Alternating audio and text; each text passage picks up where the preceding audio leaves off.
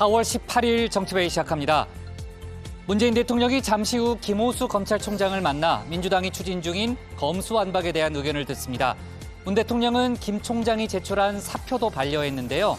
민주당과 검찰의 갈등이 파국으로 치닫지 않도록 적극적 역할에 나설지 관심입니다. 오전부터 긴급회의를 열고 있는 고검장들은 청와대 면담 결과를 지켜본 뒤 공식 입장을 낼 예정입니다. 정호영 복지부 장관 후보자 자녀들의 이른바 아빠 찬스 의혹이 연일 논란이 되고 있습니다. 제2의 조국 사태란 말까지 나왔죠. 정 후보자는 어떤 부당 행위도 없었다고 해명했는데요. 민주당은 친구를 구하려다 민심을 잃는다며 지명 철회를 요구했습니다. 국민의힘 내부에서도 자진 사퇴 목소리가 나온 가운데 윤석열 당선인 측은 청문회에서 판단해달라고 했습니다. 인수위 출범 한 달을 기념해 안철수 인수위원장이 기자간담회를 열었습니다. 마스크 관련 방역 조치 완화는 신중하게 검토하겠다고 했는데요. 부동산 정책 발표는 상당 기간 미뤄질 예정입니다. 또 조금 전 국민의힘과 국민의당이 합당을 공식 선언했는데 당대당 통합이지만 당명은 국민의힘으로 결정됐습니다. 오늘 준비한 소식 많습니다. 들어가서 본격적으로 정치부의 문을 열겠습니다.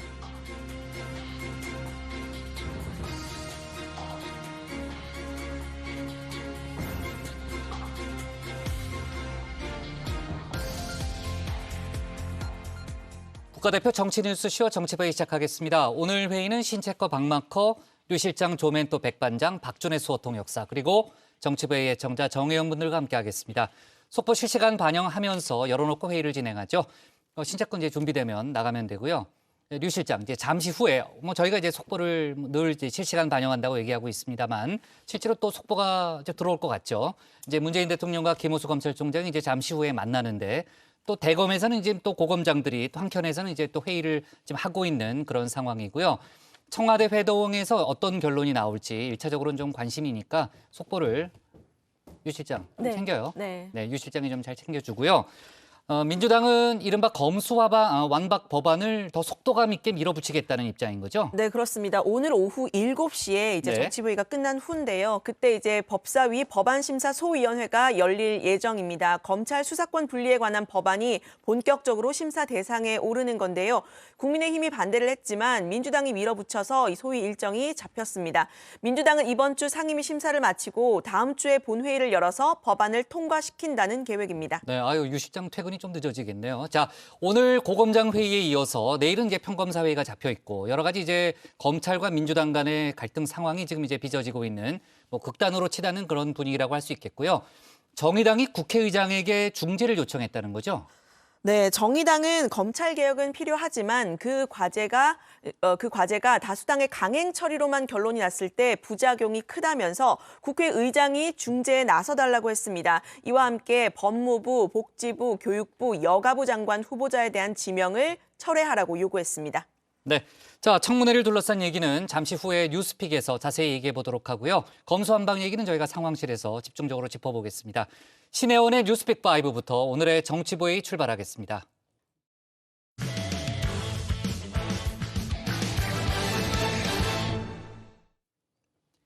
이른바 아빠 찬스 논란이 불거진 정호영 복지부 장관 후보자에 대해서 조국 전 장관과 같은 잣대를 적용하라는 민주당의 공세가 거셉니다. 국민의힘 내부에서도 위법 행위가 없더라도 국민 눈높이에 맞춰 물러나야 한다는 목소리가 오늘부터 나오기 시작했죠. 당선인 측은 일단 청문회에서 판단을 받겠다는 입장입니다.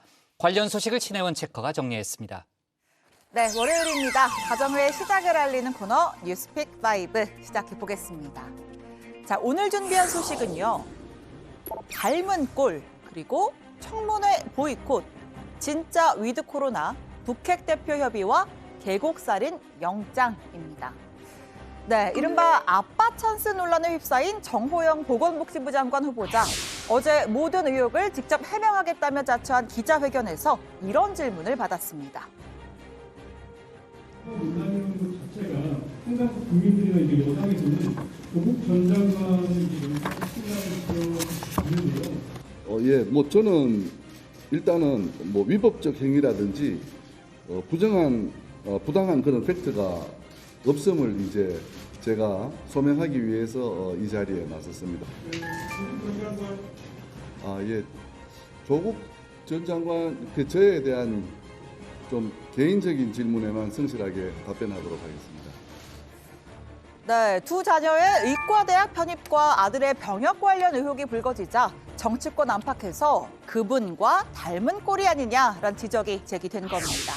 자, 정 후보자는 모든 의혹을 철저히 조사해달라면서 편입학 의혹엔 교육부의 조사를, 병역 의혹엔 국회가 지정한 의료기관의 재검사를 받겠다고 했습니다. 특정 교수님이 만나게 될 확률은 굉장히 거의 천문학적인 통계에 가까울 겁니다. 교육부 조사에서 좀 확실히 밝혀주셨으면 하고 부탁을 드립니다. 국회에서 의료기관을 지정해 주시면 제 아들로 하여금 검사와 진단을 다시 받도록 하겠습니다.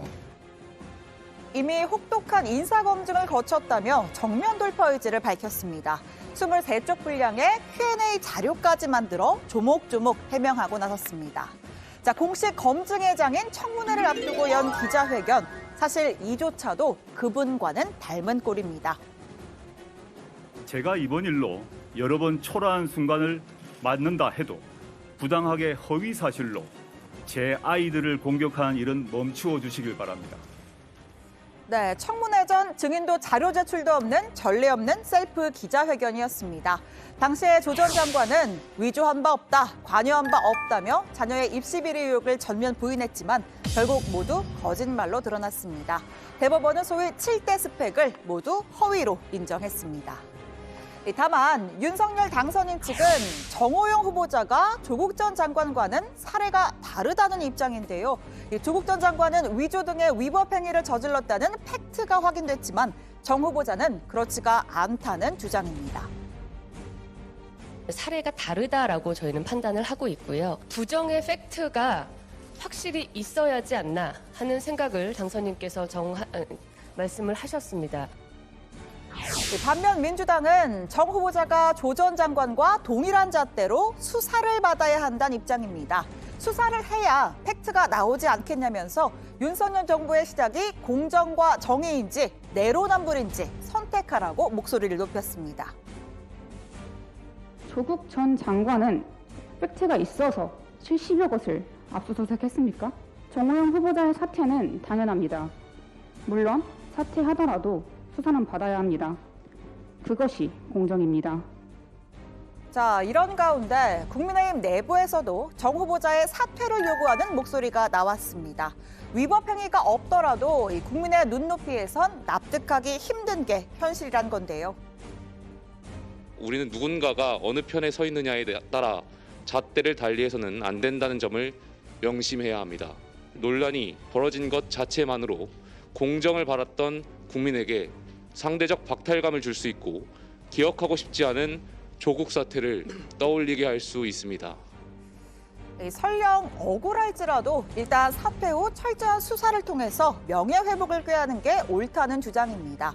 만약에 사퇴하지 않는다면 같은 식구라도 칼을 빼둘 수밖에 없다고도 말했습니다. 그 자식들 의대 편입하는 데 있어서 정 후보자의 사회적 자산이 작용했을 수가 있고 그 부분은 국민들 눈높이에서 볼 때는 불공정한 거다. 의원들은 만약에 청문회를 한다면 철저하게 하겠다, 봐주지 않겠다 이런 마음 다 있어요. 하지만 장제원 당선인 비서실장은 정 후보자와 조국 전 장관을 엮는 것 자체가 프레임이라면서 발끈했습니다. 팩트가 밝혀진 게 있으면 얘기를 해보라. 정 후보자가 위조를 했나 조작을 했나 라고 반문했죠. 다만 인수위의 인사검증이 100% 완벽하다고는 생각하지 않는다고 덧붙였습니다. 향후에 정 후보자가 자진 사퇴할 가능성을 고려해 퇴로를 열어둔 것 아니냐는 해석도 나옵니다. 정 후보자 회견을 본 이후에 예. 당선인의 반응이 어떠신지. 별다른 말씀은 따로 없으셨고요. 법적으로 보장된 그 청문회 자리를 통해서 국민의 눈높이에 맞는 적합한 적임자인지 그것을 판단해 주시면 좋을 것 같습니다. 자, 두 번째 픽 이어서 가봅니다. 청문회 보이콧입니다. 자, 한덕수 국무총리 후보자를 시작으로 18일 날 장관 후보자에 대한 청문회 일정이 속속 잡히고 있습니다. 다만 일부 후보자의 경우 아예 청문회를 열지도 말자는 이야기가 나오는데요. 한동훈 후보자는 후보자로 국회에다가 이 노미네이션 하는 것 자체가 적절치 않은 것 같아요. 그래서 이거는 청문회 자체를 거부해야 되는 거 아니냐는 검토를 지금 하고 있습니다. 이 청문회에 발을 들여놓게 할 필요가 있겠느냐. 자, 국회 인사청문회는 국민이 위임해준 권한을 바탕으로 고위공직자를 대신 검증하는 절차입니다. 청문회에서 반대 의견을 내는 것과 청문회 자체를 열지 않는 건 분명히 다른 문제죠. 자, 윤석열 당선인 측은 청문회 개최는 국민에 대한 책임이라고 반박했습니다. 그런데 당리당략적인 입장에서 선택적으로 어떤 청문회는 하고 하지 않겠다라고 거부하는 것 자체가 국민들께서 상식적으로 납득하실 수 있는 일인지. 국민의힘 이준석 대표는 삶은 소머리가 웃겠다, 민주당의 두려움이 느껴진다라고 말했습니다. 지금껏 집단 린치를 가하던 대상을 마주하면 부끄러운 과거의 행태가 드러날 테니 청문회를 회피하는 것이란 주장이죠. 또 권성동 원내대표는 더불어 도주당이란 표현으로 민주당을 겨냥했습니다. 한동훈 후보가 문제가 많은 인사라면 청문회를 통해 철저하게 비판하면 됩니다. 지난주에는 박홍근 민주당 원내대표가 저와 검수한 바 공개 토론을 피하더니 이번에 민주당이 청문회까지 피하고 있습니다. 더불어민주당인지 더불어도주당인지 헷갈릴 지경입니다. 그러자 민주당, 정치권이 후보자를 두려워한다는 게 말이 되느냐고 반박했습니다. 윤 당선인에게 지명 철회를 요구하는 것일 뿐 청문회를 피한 적은 없다는 입장입니다. 한동훈 후보자의 지명 자체가 저희는 민주당을 전면적으로 무시 부정하는 그런 처사이다. 이런 막무가내식 그런 겁박식 인사를 철회를 해주는 것이 향후 상생의 정치 문화를 만들어가는 데 큰 도움이 될 것이라는 차원에서 이런 가운데 정의당이 다시 이 데스노트를 펼쳤습니다. 윤석열 정부 초대 장관 후보자 18명 중에 4사람을 콕 집었습니다. 정호영 보건복지부, 김인철 교육부, 김현숙 여성가족부 장관 후보자, 그리고 마지막은 한동훈 법무부 장관 후보자가 이름을 올렸습니다. 국민들은 민생 현안들은 다 잡아먹었던 추윤 갈등 시즌2를 보고 싶지 않습니다. 극단적인 진영 정치, 대결 정치로 몰고 갈 한동훈 후보자 지명 철회를 다시 한번 촉구합니다. 네, 세 번째 픽으로 가보겠습니다. 진짜 위드 코로나입니다. 자, 광주의 한 초등학교 운동장 사진입니다. 아이들이 정말 귀여운데요. 자, 입학 후에 처음 열리는 운동회에 들뜬 아이들이 연실 폴짝이면서 운동장을 누볐습니다. 2년 1개월 만에 돌아온 일상을 보여주는 풍경입니다. 오늘부터 마스크를 제외한 모든 사회적 거리두기 조치가 해제됐습니다. 식당과 카페뿐 아니라 그간 엄격한 방역 조치가 적용됐던 유흥시설 그리고 노래 연습장도 모두 오늘부터 인원 제한 없이 밤샘 영업이 가능하다고 합니다. 확진자 수도 무려 70일 만에 5만 명대 밑으로 내려가면서 기분 좋은 위드 코로나의 시작을 알렸습니다. 다만 개인 방역 수칙 준수와 백신 추가 접종을 정부가 당부했는데요. 3차 접종 후 넉 달이 지난 60대 이상의 경우 오늘부터 4차 접종 예약을 할 수 있습니다. 자, 네 번째 픽입니다. 북핵 대표 협의입니다. 북한의 미사일 도발과 핵 문제를 협의할 한미 북핵 수석 대표가 조금 전 오후 4시 회동을 시작했습니다. 북한이 어제 공개한 신형 전술 유도무기 시험 발사에 대해 평가하고 7차 핵실험 등 추가 도발에 대비하는 방안을 조율할 것으로 보입니다. 한국의 정권 교체 시점에서 이뤄지는 이번 회동, 차기 정부와의 원활한 공조를 도모하는 차원이기도 합니다. 한반도 평화 프로세스는 그 취지에도 불구하고 한계를 드러냈다고 생각합니다. 지금은 유화 정책만으로는 북한의 계속되는 도발을 막을 수 없다. 실질적인 정책의 변화가 필요한 시점이라고 생각합니다. 한미 군 당국은 오늘부터 9일간의 한미 연합훈련에 돌입했습니다. 북한 선전 매체들이 일제히 비난 메시지를 냈는데요. 오는 25일 조선인민혁명군 창건 90주년에 맞춰 최대 2만 명을 동원한 대규모 열병식을 준비 중인 것으로 알려졌습니다. 자, 마지막 픽입니다. 계곡살인 영장입니다. 검찰이 계곡살인 사건의 피의자 이은혜와 조현수에게 구속영장을 청구했습니다. 지난해 12월 사라진 이들은 공개 수배 후에도 지인과 1박 2일 여행을 가는 등 대담한 행보를 보였다고 하죠. 자, 도심 한복판에 있는 오피스텔에서 무려 123일간을 은신한 끝에 경찰에 검거됐습니다.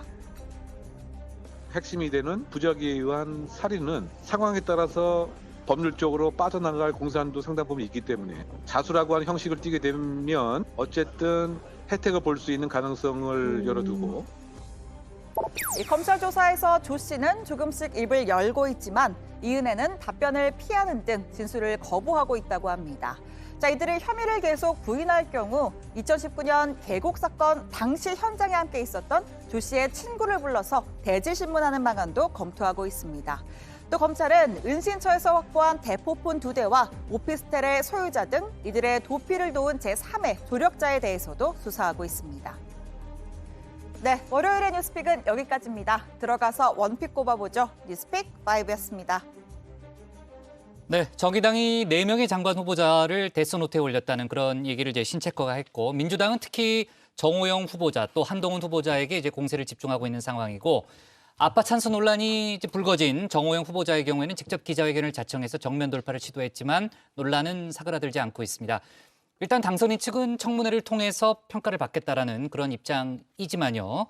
민주당은 지금 뭐 공세를 강화하고 있는 상황이고 조국 전 장관처럼 수사하라는 그런 프레임을 내걸고 있고 국민의힘 내부에서도 뭐 조심스럽긴 합니다만 좀 스스로 물러나야 한다는 그런 목소리가 나오고 있다는 거죠. 네, 그렇습니다. 그런데 이 후보자의 내부 검증 절차를 주도한 장제원 당선인 비서실장은 정 후보자는 조국 사태와는 다르다 이렇게 주장을 하고 나섰습니다. 입시 문제와 병역 문제에 있어서 사실로 밝혀진 게 무엇이 있느냐, 조작을 했나 위조를 했나 이렇게 말을 하면서 격앙된 반응을 보이는 모습이었는데요. 하지만 논란이 커지면서 국민의힘 지도부에서는 자진 사퇴를 요구하는 목소리가 처음으로 공개적으로 나왔습니다. 김용태 최고위원은 국민의 상대적인 박탈감을 줄 수가 있고 기억하고 싶지 않은 조국 사태를 떠올리게 할 수 있다면서 후보자가 직접 거취를 결단해야 한다고 주장했습니다. 네, 하태경 의원 역시 국민 눈높이에 맞지 않다는 점을 강조했는데 자, 어쨌든 국민의힘에서는 이제 조국 전 장관 사례와는 다르다. 뭐 이런 주장을 펴고는 있습니다만 관련해서 이제 민주당이 계속해서 공세를 하고 있고 조국 전 장관 본인도 참전한 분위기죠. 네, 그렇습니다. 조 전 장관은 자신의 페이스북에 정 후보자 자녀들의 편입과 병역 의혹을 언급하면서 내 딸과 아들이 그랬다면 어떻게 했을까라고 글을 올렸습니다.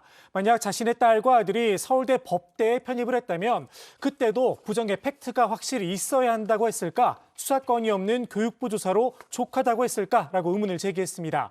정호영 후보자의 자녀 의혹에도 자신과 동일한 잣대가 적용돼야 한다는 취지의 주장을 한 겁니다.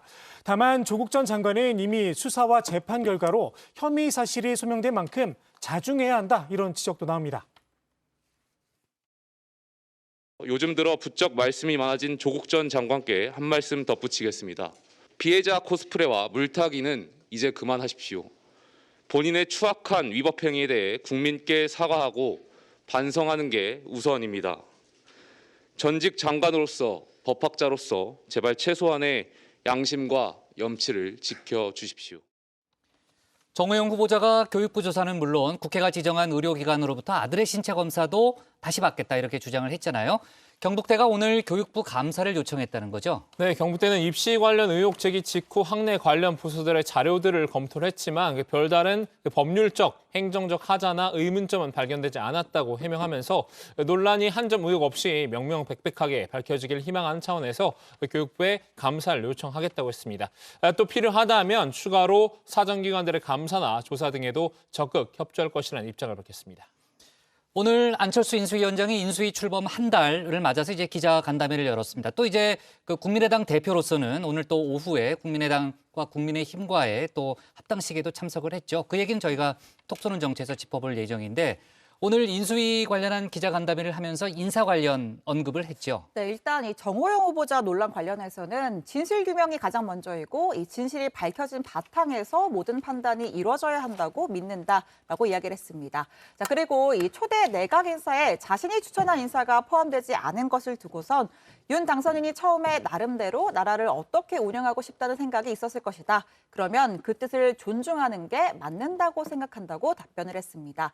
그래서 제가 추천한 사람을 인선하지 않았다고 해서 크게 이의를 달거나 그러진 않았다고 말했습니다. 직접 한번 들어보시죠. 저도 사실은 추천하기 전에 그 사람에게 우선 의향을 물어보거든요. 그럼 또 그 사람 나름대로는 기대를 가지고 있다가 또 실망할 것 아니겠습니까? 그래서 그 사람에게는 제가 죄송한 마음도 말씀드리고, 그러면서도 제가 아무 일도 없었다는 듯이 그냥 일만 할 수는 없어서 하루 정도를 제가 일을 하지를 못했던 일이 있었습니다. 그건 사실은 제가 추천했던 사람들에 대한 미안함 때문이었다. 네. 자, 신체과학으로는 오늘의 원픽은 뭡니까? 네, 오늘 원픽입니다. 민주당 정호영, 조국과 같은 잣대 적용해야 국민의힘에서도 사퇴해야 목소리입니다.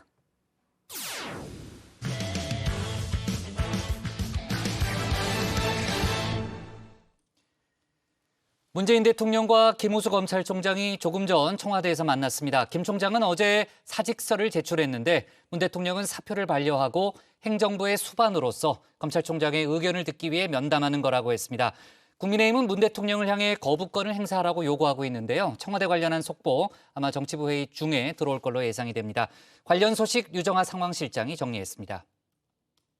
만약 검찰 수사 기능이 폐지된다면 검찰총장인 저로서는 더 이상 직무를 수행할 아무런 의미가 없습니다. 저는 직에 연연하지 않겠습니다. 네, 검수완박 저지에 총력을 기울이고 있는 김호수 검찰총장, 어제 사직서를 제출했습니다. 직접적인 사직의 이유로는 문재인 대통령에게 면담을 요청했지만 사실상 거부됐다는 점이 꼽혔는데요. 그런데 문 대통령이 오늘 김 총장을 전격적으로 만나겠다고 밝혔습니다. 사직서를 낸 지 하루 만입니다. 문재인 대통령은 김호수 검찰총장의 사표를 반려하고 오늘 중으로 면담을 하기로 했습니다. 네, 청와대 관계자는 다만 이 의견을 듣기 위해서 면담을 하는 것이다, 이렇게 확대 해석을 경계했습니다. 앞서 일부 언론의 말처럼 면담을 거부한 적은 없었다라면서 이 검수완박 법안 자체에 대한 입장 특별히 말할 게 없다고 했습니다. 앞서 이 국회가 논의해야 할 입법의 시간이다라고 했는데 이 점에는 변화가 없다고 설명을 한 겁니다.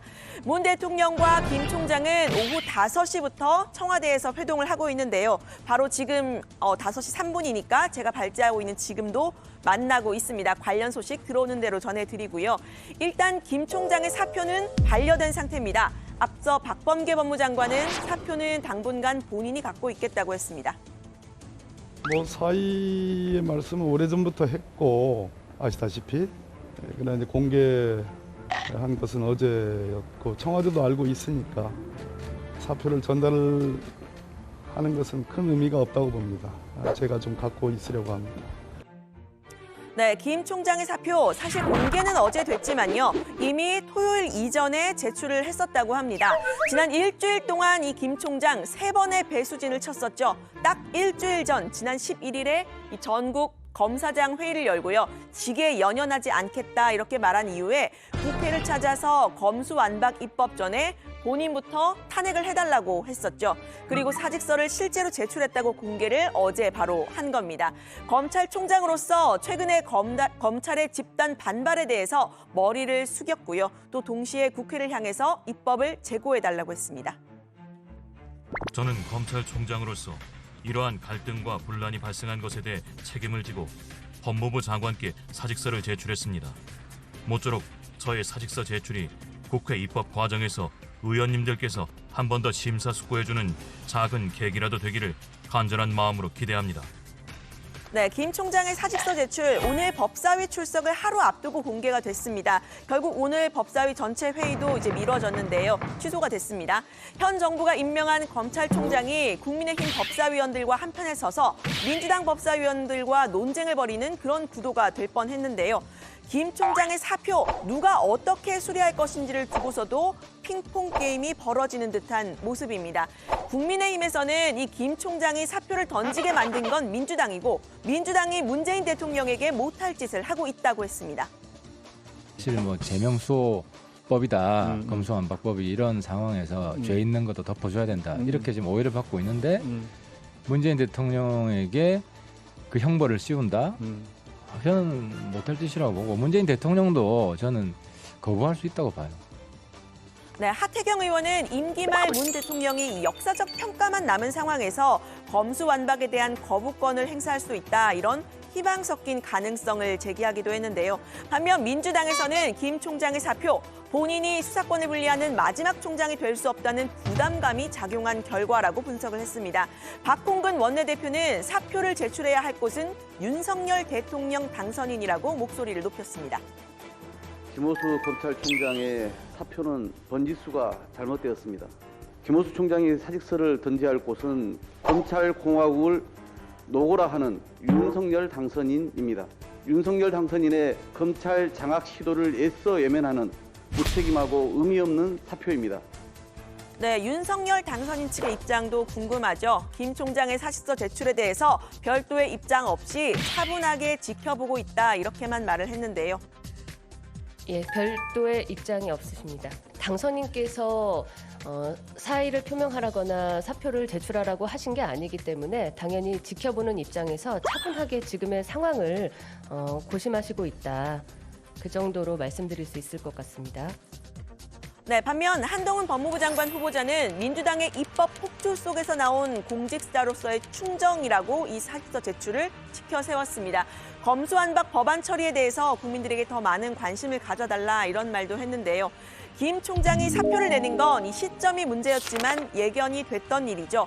벌써 이 차기 총장으로는 누가 거론된다 이런 하마평 기사까지 이렇게 나왔는데요. 기사 제목에 이렇게 등장한 인물들 잠깐 윤석열 검찰총장 시절 대검 간부 명단을 좀 살펴보고 가겠습니다.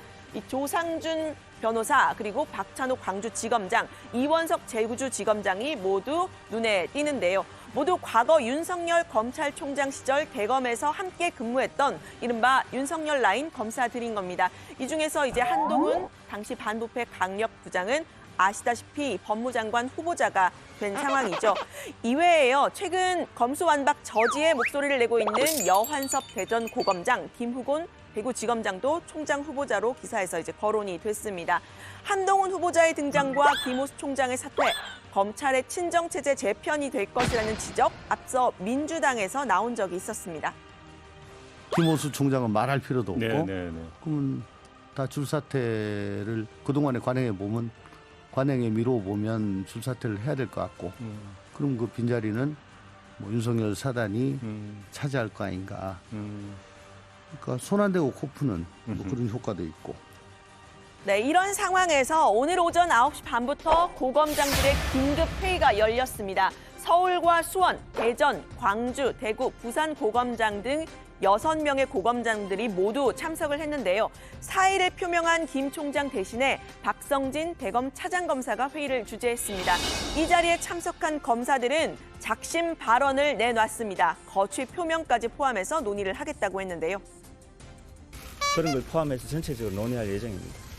국민의 권익과 관련된 기본법을 개정하는 데 있어 그 흔한 공청회 한번 개최하지 아니하고 학자나 시민단체 또 실무자인 변호사단체의 의견을 무시한 채 2주 만에 추진하는 것은 말이 안 된다고 생각합니다. 냉정한 이성을 되찾기를 기원합니다. 네, 민주당의 법안 처리를 어떻게 막을 건지 또 검찰 혹시 검찰 지휘부의 공백을 어떻게 할 건지 이런 부분들에 대해서 논의를 했다고 합니다. 검수완박의 문제점에 대해서도 조목조목 비판하는 모습이었는데요. 국민들이 경찰 수사에 대해서 피해를 호소해도 검찰은 더 이상 할 수 있는 게 없습니다. 법안이 시행되면 범죄자는 두 팔 뻗고 자겠지만 피해자는 눈물과 한숨으로 잠 못 이루게 될 겁니다. 위헌 소지에 대해서 어떻게 생각하세요? 그럴 가능성도 있습니다. 네, 이 고검장 회의 역시 지금 현재 진행 중인데요. 이따가 관련 소식 들어오면 전해드리도록 하겠습니다. 오늘 김 총장이 출석할 예정이었던 법사위 전체 회의는 취소됐지만요. 민주당은 법사위 법안 소위를 열고 검수완박에 대한 국회 논의 본격적으로 시작을 한다는 방침입니다. 국회에서는 이번 주가 아주 중요한 한 주가 될 거다 이런 말도 했는데요. 국민의힘은 검수완박은 곧 경찰의 수사권 독점이라고 했고요. 민주당은 권력기관 개혁의 일환이라고 했습니다. 국가정보원이 갖고 있었던 국내 정보 기능과 함께 대공 수사권까지 보유하고 있습니다. 거대한 경찰 조직이 만약 수사권까지 독점한다면 중국 공안과 같은 무소불위의 정보 수사기관이 될 것입니다. 영화 더 킹에서 지검장은 후배 검사에게 내가 역사하고 이 나라야 이길 수 있을 거라고 생각해 라고 말합니다. 이런 검찰의 오만과 특권을 없애자는 것이 권력기관 개혁입니다. 네, 이 박홍근 원내대표가 영화 대사까지 말하면서 이 검수완박의 필요성 주장한 점이 눈에 띄는데요. 여기서 잠깐 예전에 제가 한번 했던 적이 있는 코너인데 이 정치 뉴스의 하이라이트 영화로 재구성을 보여드리는 명화극장 아니죠? 정화극장 한번 가보도록 하겠습니다. 검수완박을 추진하는 쪽도 반대하는 쪽도 이 여론의 환기를 위해서 영화의 한 장면을 활용하는 모습인데요. 민주당은 검찰의 오만과 특권을 문제 삼고 있죠. 민주당 박 원내대표가 했던 이 대사, 같은 대사 다른 느낌인데 영화 더킹 직접 한번 보시죠. 안 보이니? 내가 역사야. 이 나라고. 네가 이길 수 있을 거라고 생각해. 네, 반면 검찰에서는 검찰의 수사권을 완전 폐지하면 경찰 수사에서는 묻히거나 또 부실 수사가 될 수 있는 사건들이 늘어날 거다 우려를 하고 있습니다. 정웅석 서경대 교수는 고 박종철 열사의 고문치사 사건을 예로 들었는데요. 당시 경찰이 정권의 눈치를 보면서 사건을 덮으려고 하는데 부검을 지시한 사람 당시 검사였죠. 영화 1987의 한 장면입니다. 시신은 어떻게 할까요? 태우라. 죽은 지 8시간도 안 됐는데 아버지가 죽은 아들을 봤다 못 봤다. 이게요. 정황상 고문치사가 확실해요. 네, 이 검찰과 경찰 문제의 계곡 살인 사건을 놓고도 공방을 벌이고 있는데요. 검수완박이 됐다면 범죄를 밝히지 못했을 거라는 검찰, 그리고 다시 재수사를 한 건 경찰이었다. 이런 주장이 서로 맞서고 있는 상황입니다. 문재인 대통령이 오늘 어떤 입장 밝힐지 또 김호수 총장의 거취는 어떻게 될지 궁금한데요. 관련 소식 앞으로도 다정회에서 자세히 전해드리도록 하겠습니다. 오늘 발제는 이렇게 정리합니다. 문재인 대통령 사표 낸 김호수 총장과 오늘 회동. 검찰 고검장 긴급회의 소집. 네, 검찰에서는 오전부터 전국 고검장들이 모여서 이제 회의를 하고 있고요. 또 지금 이 시간 청와대에서는 문재인 대통령이 김호수 총장과 만나고 있습니다. 관련한 청와대 회동 결과를 보고 이제 고검장들이 입장문을 낼 거라는 그런 얘기가 들려오는데 아마도 이제 정치부의 중에 이제 속보가 나올 가능성도 있을 것 같습니다. 관련된 속보가 들어오면요, 류정화 실장이 잘 챙기는 걸로 하고요. 김호수 총장이 한때 이제 연락이 잘 안 된다고 그랬는데 오늘 오후에 다시 출근을 했다는 거죠. 네, 어제 이 사의를 표한 뒤에 오늘 연가를 쓰고 원래는 아침에 출근을 하지 않았었는데요. 문 대통령과의 면담이 성사되면서 오후 2시쯤에 서초구 대검찰청으로 출근을 했습니다. 자, 김 총장은 문 대통령에게 전달할 의견 등을 준비하고 있었다고 하는데요. 고검장 회의에 참석했는지 여부는 아직 알려지지 않고 있습니다. 자, 지금 청와대에서 문 대통령과 회동을 하고 있죠. 검수완박 법안에 대한 검찰 내부의 반대 의견을 전하면서 국회에서 법안이 통과됐을 때 대통령의 거부권 행사를 요청할 가능성이 거론됩니다. 네, 이 때문에 오늘 소집된 지금도 진행 중인 전국 고검장 긴급회의도 마라톤 회의로 진행되고 있는데요. 국장이 오늘 제 이름을 3번 언급하신 만큼 네. 제가 남아서 챙겨보도록 하겠습니다. 그래요. 네. 네, 원래는 오늘 오후쯤에 이제 입장문을 낼 것으로 예상이 됐지만요. 그 문 대통령과 김 총장의 회동이 성사가 되면서 이 회동 결과를 지켜본 뒤에 입장을 내는 것으로 바뀌었습니다. 애초에는 오늘 줄 사퇴, 일괄 사표 가능성도 거론이 됐었는데 이 문 대통령이 공식적으로 김 총장의 사표를 반려하면서 그럴 가능성도 현재는 좀 낮아진 상태입니다. 앞서 김 총장의 사표를 갖고 있겠다고 했던 박범계 장관은 오늘 고검장 회의, 또 내일로 예정된 평검사 회의에 대해서 이런 입장을 밝혔습니다. 제가 무슨 고검장 회의든 검사장 회의든 전국 평검사 회의든 제가 지금 무슨 말을 할 수 있고 그것이 먹히겠습니까? 지금은 책임이 먼저입니다. 그리고 권한을 요구하든지 유지하든지 그런 거죠. 앞뒤가 바뀌어 있습니다. 자, 민주당은 법안 처리 속도전에 나선 상황이고 잠시 후에 오늘 오후에 법사위 법안심사 제1소위를 연다는 거죠? 네, 그렇습니다. 이른바 검수완박법안, 검찰정법과 형사소송법 개정안에 대한 국회 논의를 본격적으로 시작을 합니다. 민주당은 이르면 이번 주 상임위 심사를 하고 다음 주에 본회의를 연다는 방침인데요. 박홍근 원내대표는 서울 임시국회에서 처리하지 않으면 앞으로는 기회가 오지 않을 것이라는 판단이라고 전했습니다. 반면 검수완박 전면 저지를 공언하고 있는 국민의힘은 오늘 회의가 강행 처리의 시작이라고 보고 있는데요. 오늘 충돌 가능성이 있습니다. 자, 물리적으로는 이제 172석의 민주당을 국민의힘이 맡기는 참 쉽지 않아 보이는데 일단 국민의힘과 검찰은 여론에 호소하고 있잖아요. 아까 이제 뒤에 아까 유정아 실장이 소개됐습니다만 계곡 살인 사건 역시 이번 검수완박 법안과 상관이 있다. 이게 이제 검찰의 주장인 거죠? 네, 그렇습니다. 공개 수배됐던 계곡 살인 사건의 피의자 이은혜 조연수 씨가 어제 붙잡혔죠. 이 사건의 처리 과정을 놓고서도 검찰과 경찰이 신경전을 벌인 건데요. 먼저 검찰은 앞서 이 사건을 수사한 경찰이 결정적인 물증을 찾지 못해서 피의자들을 풀어줬던 점을 문제 삼았습니다. 검찰의 직접 수사로 혐의를 입증을 했다는 건데요. 인천지검은 입장문을 내고 검수완박 상태였다면 경찰에서 확보한 증거만으로 기소를 해서 무죄 판결을 받았거나 증거 부족으로 무혐의 처분을 받았을 것이다 라고 주장을 했습니다. 들어보시죠. 계곡 살인 사건을 말씀하셨잖아요. 그게 지금 이제 사실 보안수사 요구권이 있었기 때문에 가능한 겁니다. 보안수사 요구 자체를 이제 못하면 더 이상 이제 검찰이 그런 사건들을 발굴할 수 있는 가능성 자체가 사라지는 겁니다.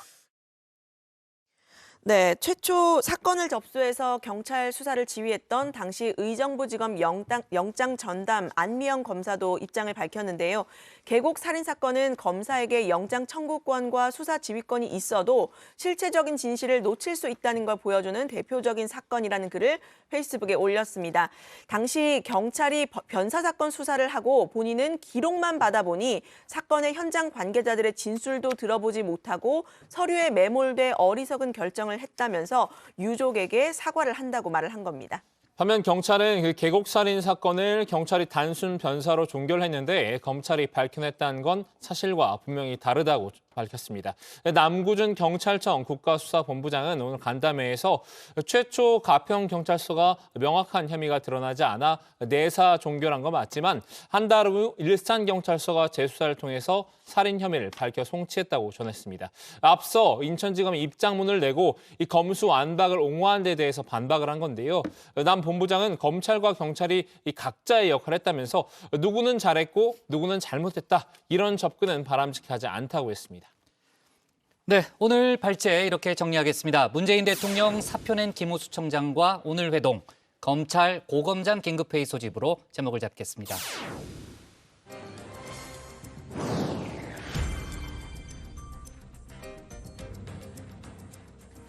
네, 오늘 하루 눈길을 끄는 이슈를 짚어보는 시간 백다희의 해시태그입니다. 네, 오늘의 소식들 먼저 해시태그로 살펴볼 텐데요. 여기서 첫 번째 소식은 졸업생 신분입니다.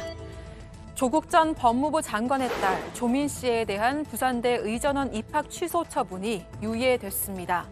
재판부는 신청인에게 회복하기 어려운 손해를 예방하기 위한 긴급한 필요가 인정된다며 입학 취소의 효력을 정지한다고 밝혔는데요. 조 씨는 당분간 졸업생 신분을 유지할 수 있게 됐습니다. 효력 정지 기간은 입학 취소 처분을 취소해달라는 소송의 판결이 나온 이후 30일까지입니다. 앞서 조 씨는 부산대를 상대로 입학 취소 처분 집행정지 신청과 함께 행정소송을 제기했는데요. 복지부는 법원의 결정에 따라 조 씨의 의사면허 취소 절차도 중단된다고 밝혔습니다. 다음 소식의 해시태그는 유대균 때처럼입니다. 앞서 계곡 살인 사건의 피의자 이은혜와 조현수가 도주 4개월 만에 체포됐다는 소식 전해드렸는데요. 공개 수배한 지 17일 만이었죠. 행적이 묘연하던 이들을 붙잡은 사람들은 인천경찰청 광역수사대였습니다. 이들은 2014년 세월호 참사 후 3개월 동안 은둔한 유병언 전 세무그룹 회장의 아들 유대균 씨를 검거한 바 있는데요. 8년 전 오피스텔에서 한 발자국도 나오지 않고 숨어 지낸 유대균을 검거할 때 활용한 자료 분석이 이번에도 활용됐다고 합니다. 경찰은 그동안 이 씨와 조 씨에 대한 탐문 수사와 CCTV 분석으로 이들이 경기도 고양시의 한 오피스텔에서 은신한 것으로 보고 잠복해 왔습니다. 결국 이 씨의 아버지를 통해 밖으로 나오도록 유도해서 도주 123일 만에 체포했습니다. 마지막 소식의 해시태그는 제2의 현송월입니다. 최근 북한 김정은 국무위원장이 공개 활동을 할 때마다 김 위원장을 수행하는 새로운 인물이 나타나서 눈길을 끌고 있습니다. 40세 이상으로 추정되는 이 여성은 지난 2월 말에 열린 제2차 초급 당비서 대회에서 처음으로 모습을 드러냈는데요. 이달 들어서 평양의 주택지구 준공식과 태양절 행사장 등의 연이어 포착돼 관심이 모이고 있습니다. 최고 지도자인 김정은에 대한 의전은 그동안 측근인 현송월 당 부부장이 주로 맡아왔는데요. 새로운 수행원에 대한 관심이 커지면서 통일부도 해당 인물의 활동을 관심 있게 지켜보겠다는 입장을 밝혔습니다. 지금까지 백다혜의 해시태그였습니다. 네, 백반장 수고 많았고요. 다음은 조익신 멘토의 톡 쏘는 정치로 가겠습니다.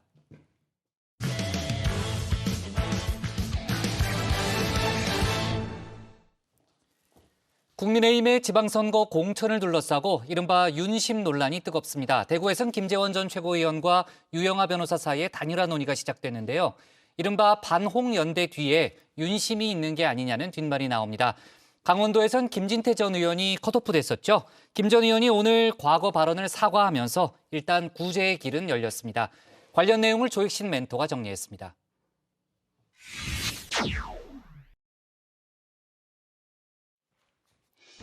국민의힘 대구시장 경선에 지각 변동이 일어날 조짐입니다. 현재 판세, 홍준표 의원이 단연 선두죠. 그 뒤를 김재원 전 최고위원과 유영하 변호사가 뒤쫓는 형국인데요. 이변이 없는 한 홍 의원의 독주를 막기는 어려워 보입니다. 때문에 이른바 반홍연대 단일화가 이루어지느냐 지역 정치권의 주요 관심사였는데요. 김 전 최고위원은 단일화에 부정적인 입장이었죠. 김재원과 유영하의 단일화가 있을 것이다. 이런 전망들이 있더라고요. 이 가능성이 있는 얘기입니까? 네, 지금 뭐 공통 목적이 있는지에도 의문이고요. 더 나아가서 그 대구시장에 출마한 경위나 또 지향점이 다르기 때문에 단일화 자체가 불가능하다고 생각하고 있습니다. 은근히 홍유 연대설을 퍼뜨리기도 했습니다. 유 변호사가 홍 의원의 지역구를 노리고 있다 뉘앙스를 풍긴 겁니다. 이런저런 소문이 뭐 있는 것이죠. 그게 이제 유영하 변호사님 박근혜 전 대통령의 사저와 가장 멀리 떨어진 수성을구 즉 홍준표 의원님의 지역구에 그 거처를 두고 있는 것을 갖고 이제 이런저런 말이 나온다. 그런데 단일화의 선을 그은 지 단 하루 만에 입장을 싹 바꿨습니다. 유 변호사에게 먼저 단일화를 제안하고 나섰는데요. 없다고 단언했던 단일화의 공통 목적, 합당한 설명을 내놔야겠죠. 대구 시민들이 시장 선거를 걱정하는 황망하고 절박한 시기라는 이유를 들었습니다. 김 전 최고위원이 말한 대구 시민들의 걱정, 아마 이런 여론을 이야기한 듯 싶습니다. 대선 선거운동에 우리 당 윤석열 후보를 돕지 않았다는 인식이 대구 시민들에게는 강하거든요. 그래서 일각에서는 홍준표 후보께서 윤석열 표 한 100만 표를 날려버렸다, 뭐 이렇게 주장하는 분들도 있을 정도니까. 반홍연대 구축, 혹시 유인심이 작용한 건 아닌가 싶기도 합니다.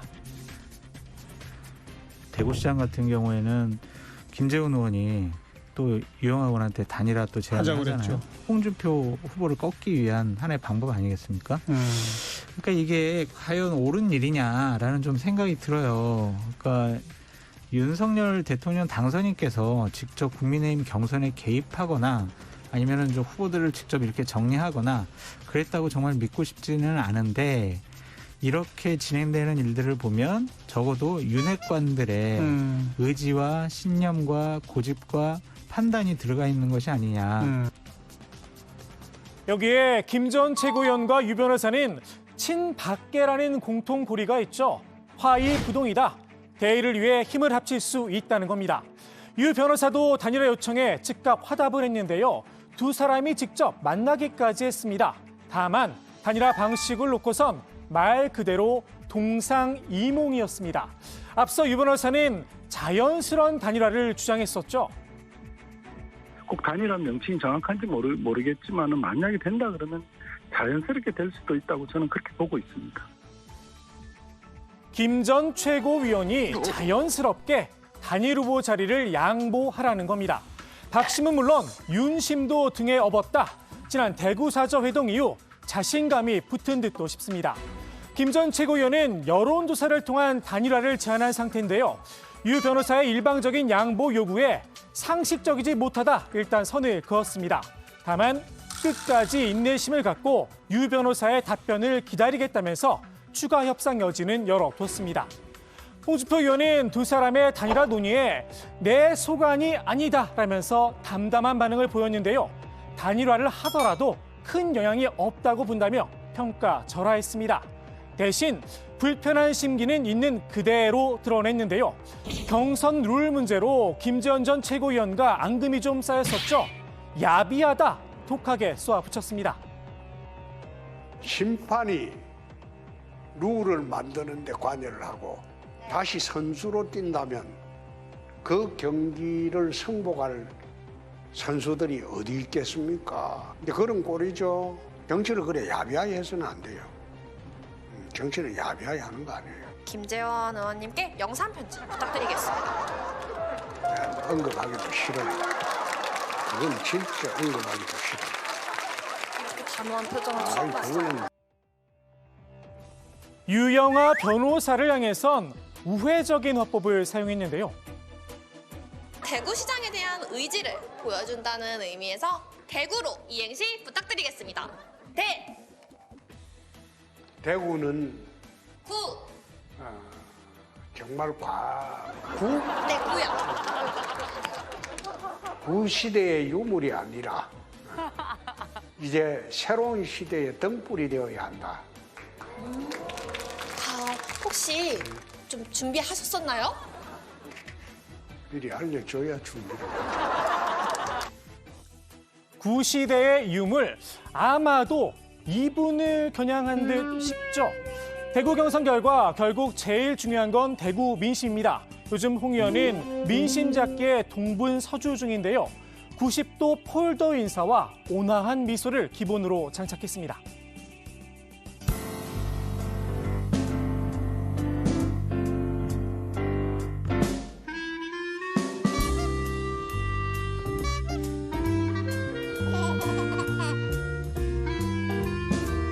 홍 의원은 지난 대선 경선에서 민심에서 이기고 당심에서 졌다는 입장이죠.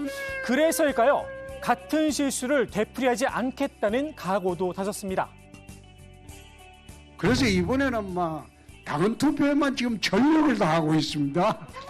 국민 시민 여론이야 하나마나 내가 1등 일기고 그 당원 투표만 요즘 주력을 하고 있는데 여러분 오신 분들이 전부 돌아가시거든. 책임 당원들한테 좀 전화 좀 해주십시오. 홍 의원, 과연 윤심과 박심을 뚫어낼 수 있을지 지켜볼 일입니다. 홍 의원과 동병상련처지죠. 경기지사에 도전한 유승민 전 의원, 반유연대라는 복병을 만나 고전하고 있는데요. 그 중심엔 철의 여인, 혹자는 윤의 여인이라고 부르는 김은혜 의원이 있습니다.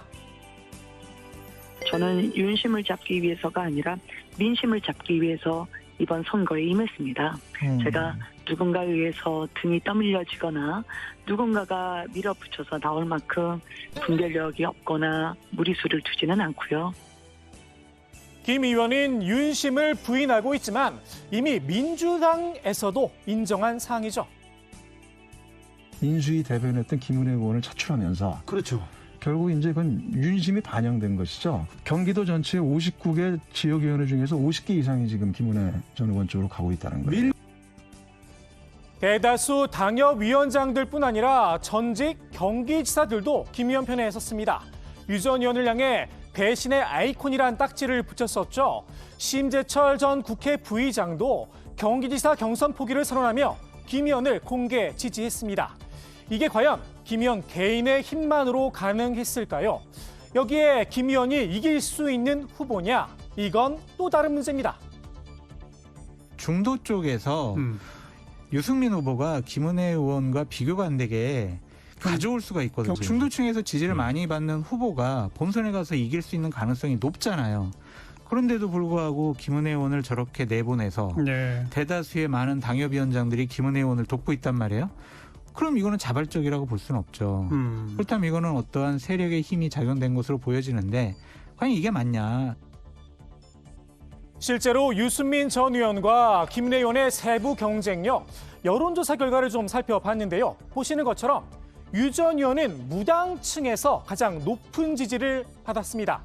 반면 국민의힘 지지층에선 김 의원이 단연 앞섰는데요.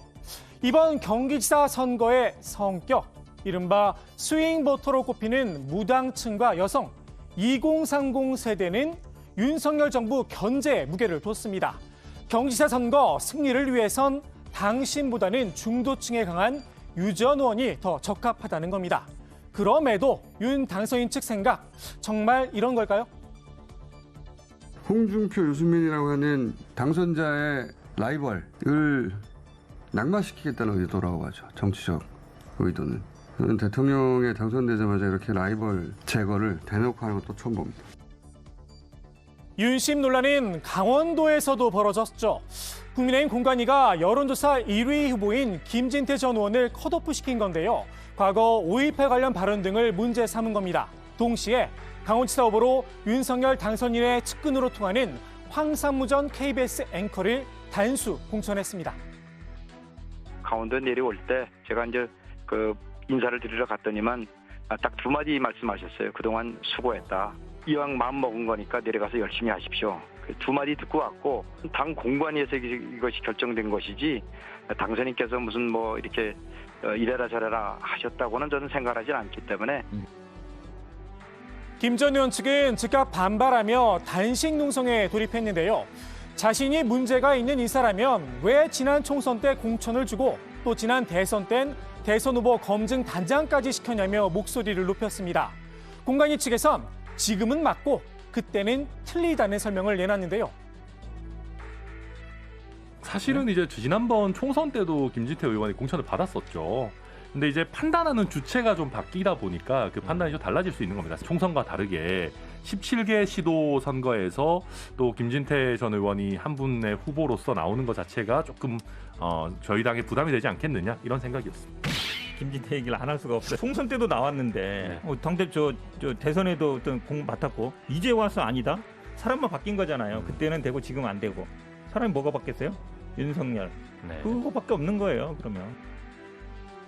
윤 당선인과 김 전 의원의 과거 인연도 새삼 눈길을 끕니다.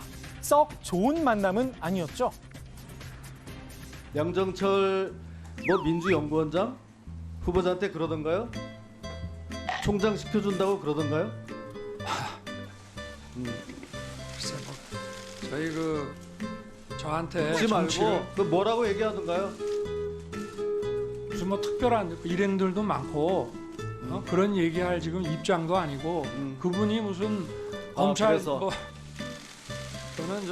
너무 근거 없는 그런 얘기입니다. 대통령의 복심을 만나서 무슨 얘기를 했냐고 국민의 대표인 국회의원이 묻는데 피식피식 웃으면서 아무 얘기 할 일이 한 게 없으면 뭐하러 만났어요? 윤심 논란이 커지자 국민의힘 최고위는 황 전 앵커의 강원지사 공천을 보류했죠. 국민의힘 공관위도 김 전 의원의 사과를 조건으로 공천 여부를 다시 논의하겠다며 한 발 물러섰습니다.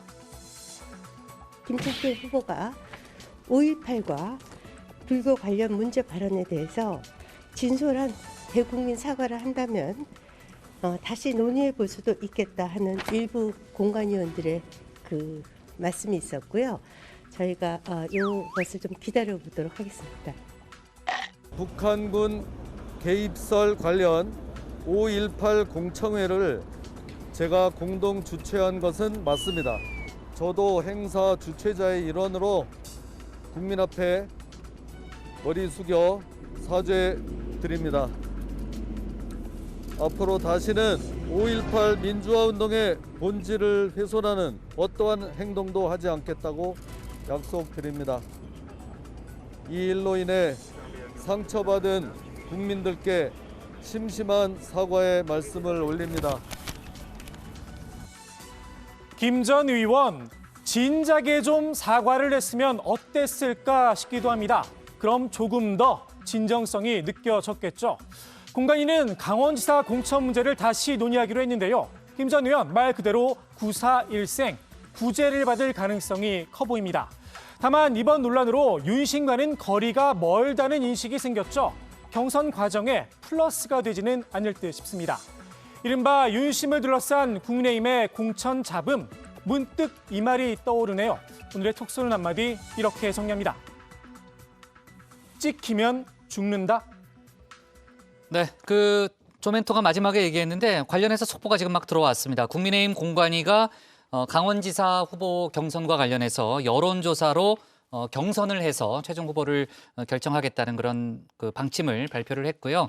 20일과 21일 양일간 여론조사를 해서 23일 최종 후보를 발표할 예정이라고 합니다. 김진태 전 의원과 황상무 전 앵커 두 사람에 대한 여론조사가 이루어지게 되는 거죠. 자, 관련된 여러 가지 오늘 있었던 일은 아까 이제 조익식 멘토가 정리를 했고요.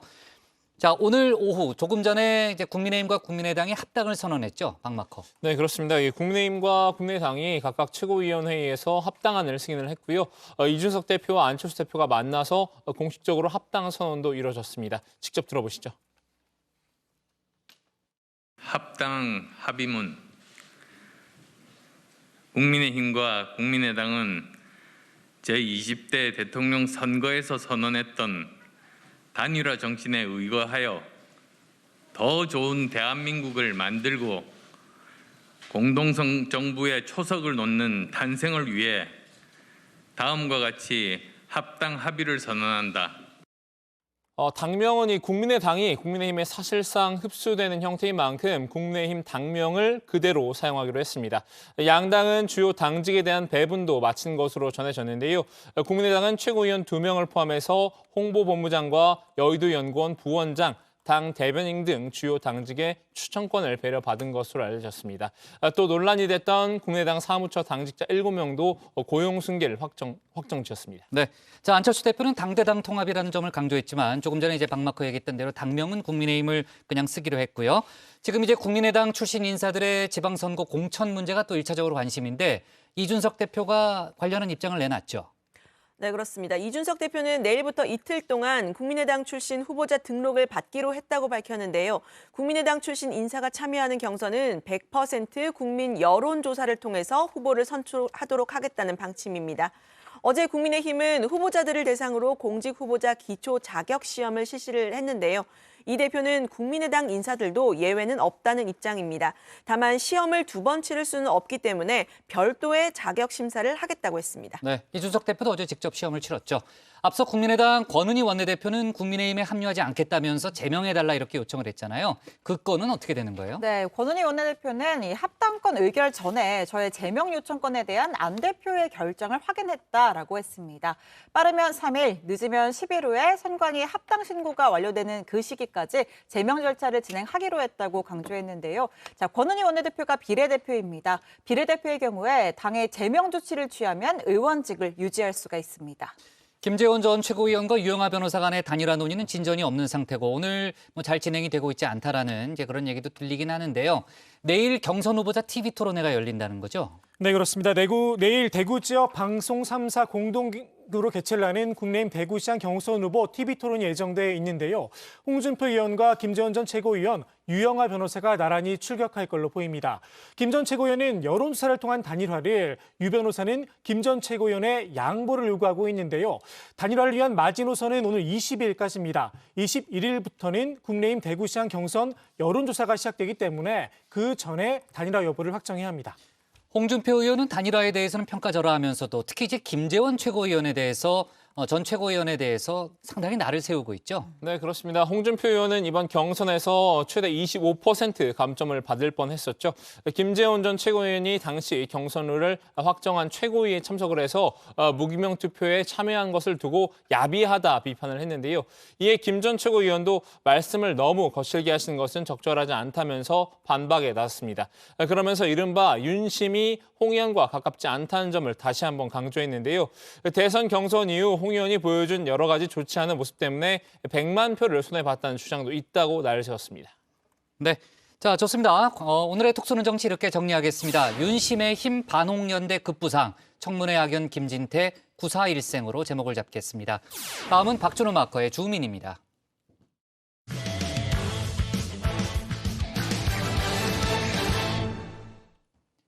이번엔 민주당 소식입니다. 송영길 전 대표와 박주민 의원이 서울시장 출마를 공식 선언했습니다. 지도부의 전략공천 결정에 대해서 먼저 선수를 친 셈인데요.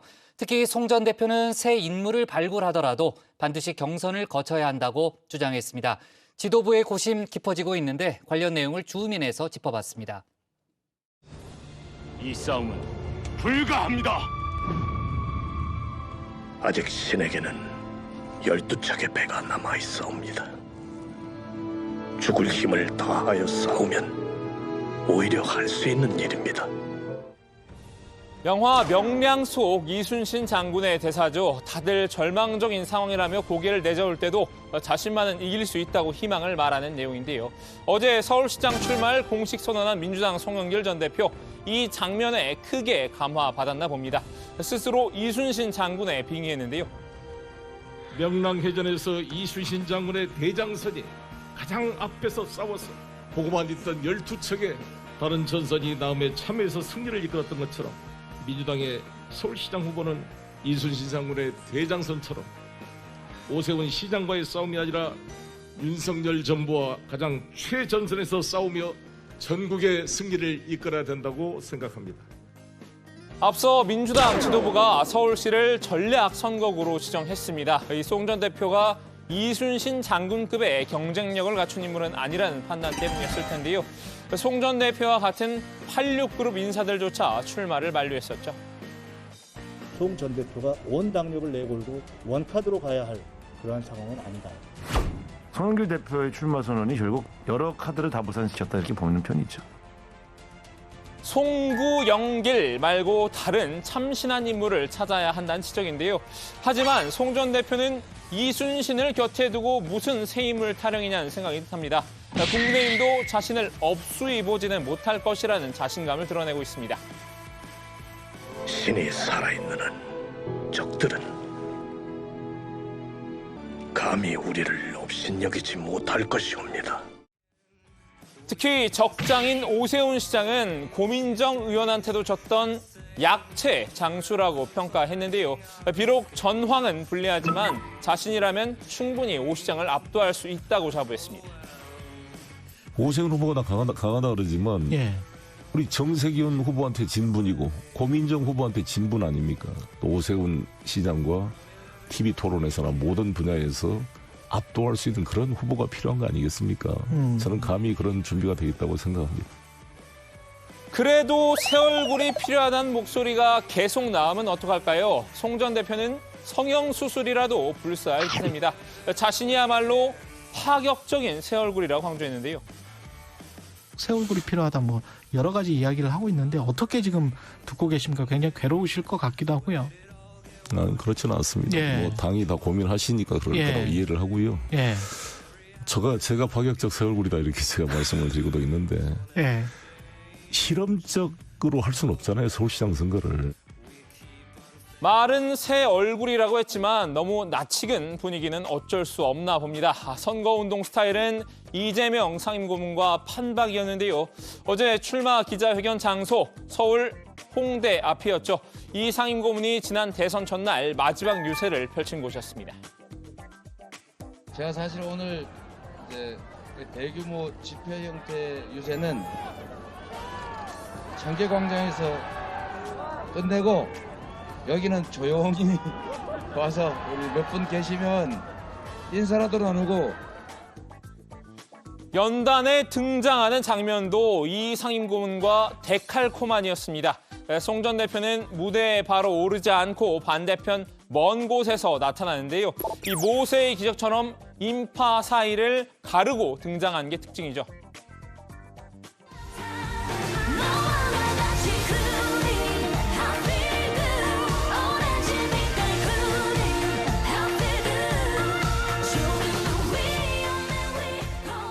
명심 마케팅을 적극적으로 활용하려는 의도였을 텐데요. 현장에서 울려 퍼진 로고송마저 이 상임고문이 유세할 때 사용하던 곡이었습니다. 유정석의 질풍가도란 곡인데요.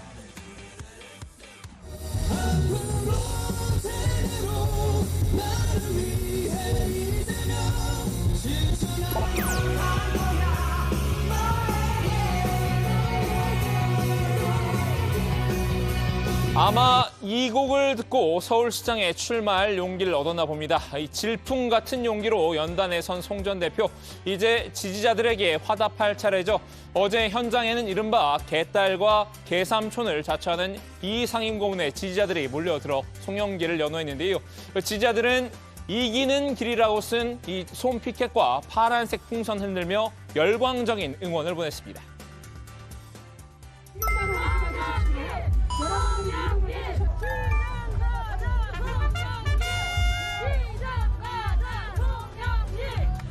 송영길 전 대표 손가락 하트로 이 지지자들의 응원에 화답했는데요. 이마저도 보시듯이 이재명 스타일이었습니다.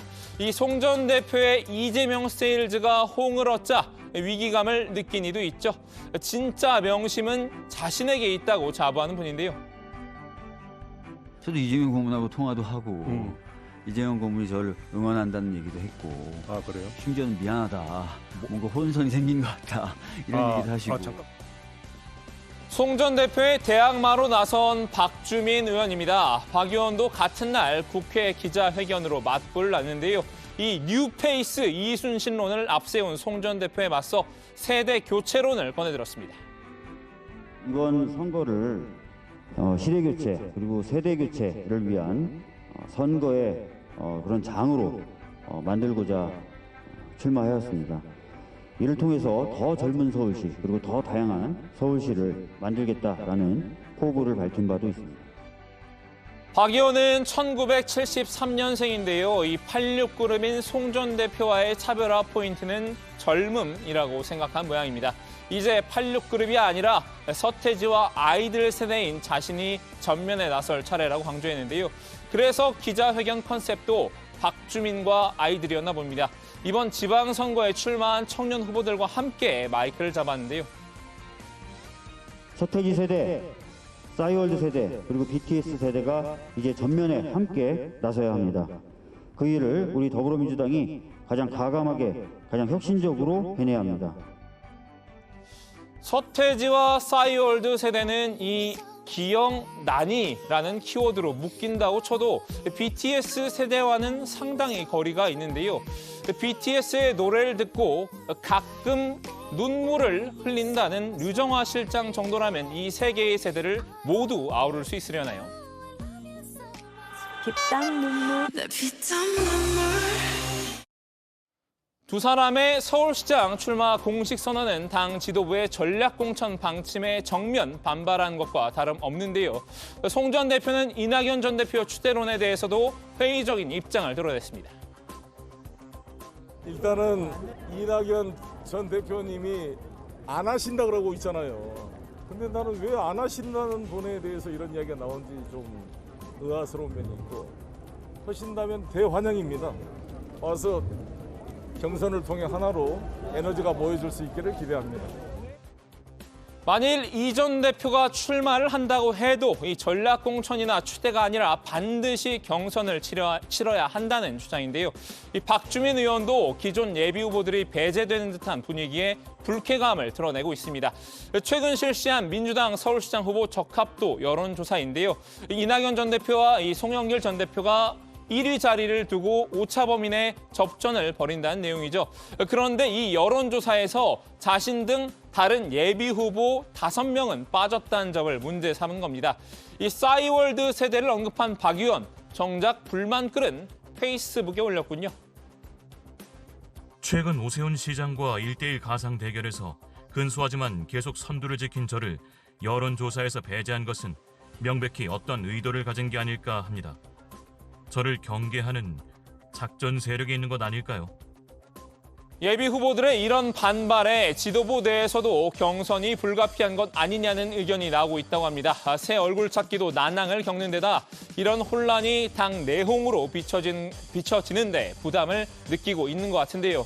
지도부는 기존 예비 후보들 중에 일부를 컷오프한 뒤에 제3의 후보를 더해서 경선을 치르는 방향을 검토하고 있는 것으로 알려졌습니다. 제3의 후보가 만일 외부 인사일 경우에는 이 권리당원 50%, 일반 국민 여론조사 50%라는 기존 룰도 조정될 가능성이 있어 보입니다. 자, 오늘은 민주당 서울시장 후보군 소식을 전해드렸는데요. 이제 전략공천이란 기존 결정을 그대로 밀어붙일지 아니면 경선을 진행할지 지도부의 최종 결심을 눈여겨봐야 할 듯합니다. 오늘 주민 한마디 정리합니다. 송영길, 박주민 서울시장 공식 출마, 지도부 전략공천 뒤집을까? 네, 기억에서 지워졌던 장면인데 그 노래 생각보다 잘하네요. 다시 들어보니까. 제 인생 띵곡이거든요. 그래요? 네, 알았습니다. 한번 들려드리겠습니다. 주로 네. 숙취에 고생할 때 부른 노래 아니냐 이런 그래요? 얘기였습니다. 예. 그 정의원분들 중에서도 뭐 빵 터졌다는 반응도 있었고 유정화 실장을 개그 캐릭터로 만들자는 그런 의견도 있네요. 적극적으로 검토해 보죠. 네. 주류 자, 캐릭터. 아닙니다. 뭐 할 얘기 더 있어요? 없습니다. 좋아요. 네. 자, 민주당이 오늘 경기도지사 예비 후보들에 대한 면접을 진행했다는 거죠? 네, 그렇습니다. 민주당 공천관리위원회가 서울중앙당사에서 5차 공관위 회의를 열고 이 김동연 전 경제부총리, 안민석, 염태영 그리고 조정식 의원에 대한 AI 면접 실시했습니다. 지난 10일 9개 지역에 이어서 14일 4개 지역 광역단체장 후보자에 대한 면접을 진행했는데요. 하지만 서울은 전략공천으로 선정이 됐고 경기도는 새로운 물결과의 합당이 마무리되지가 않아서 면접이 좀 뒤로 밀린 상황이었습니다. 네, 공관위는 지난 15일 민주당과 새로운 물결의 합당 절차가 마무리되자마자 일정을 확정한 것으로 전해졌는데요. 공관위 관계자는 경기도 후보로 등록하신 분들이 많이 기다리셨기 때문에 최대한 빠르게 일정을 잡았다면서 이미 내 후보에 대해선 오랜 기간 검증이 되었기 때문에 큰 문제가 없으면 오늘 오후에 결과를 발표할 수도 있다 이렇게 전했습니다. 네.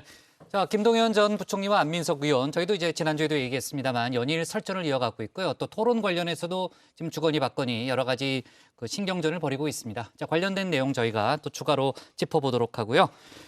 자, 자꾸 이제 그 유 실장 노래 부르는 장면이 자꾸 눈에 아른아른거리는데요. 오늘 정치부에는 여기까지 하겠습니다. 저희는 내일 오후 4시 40분에 다시 찾아뵙겠습니다. 유 실장 노래는 회식할 때 한번 들어보시면 될 것 같습니다. 회식. 속보가 지금 안 나와가지고요. 내일 좀 그래요. 항상 저는 이렇게 속보.